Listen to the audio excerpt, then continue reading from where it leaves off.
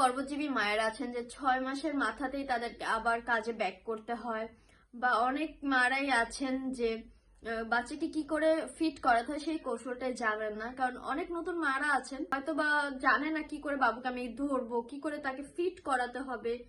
সেই ক্ষেত্রে হয় কি, মা নার্ভাস ফিল করে, তো তখন আর বাচ্চাকে ফিট করাতে চায় না, ভয় পায় যে আমি হয়তো বাবুকে ঠিক মতন ফিট করাতে পারবো না, বাবুর হয়তো বা পেট ভরবে না। আসলে তেমনটা না। আপনি একটু একটু করে চেষ্টা করেন, বাবুকে কোলে নেন, কোলে নিয়ে ফিট করান আপনার যেভাবে করে সুবিধা হচ্ছে, বা ওই শিশুটা কি করে আপনার মিল্কটা খেতে পারবে। যে আপনি সুই খাওয়ালে ঠিক হচ্ছে, না হলে আপনি বাবুকে কোলে নেন, কোলে তুলে বাবুকে ফিট করান। এতে করে হবে কি, আস্তে আস্তে করে আপনার মনোবলটা বাড়বে।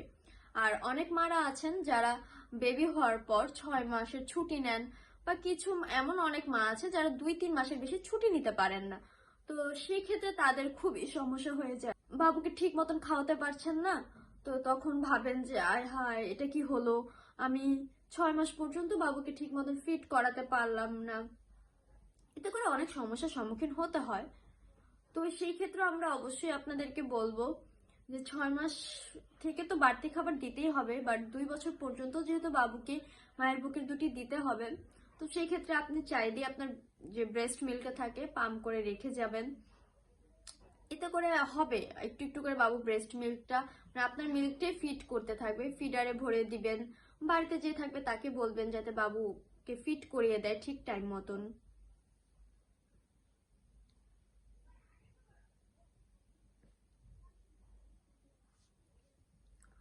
তো একটু আগে আমি যেটা বললাম আপনাদেরকে, যে প্রথমত মায়ের আত্মবিশ্বাস থাকতে হবে, নিজের প্রতি বিশ্বাস থাকতে হবে, কনফিডেন্স থাকতে হবে।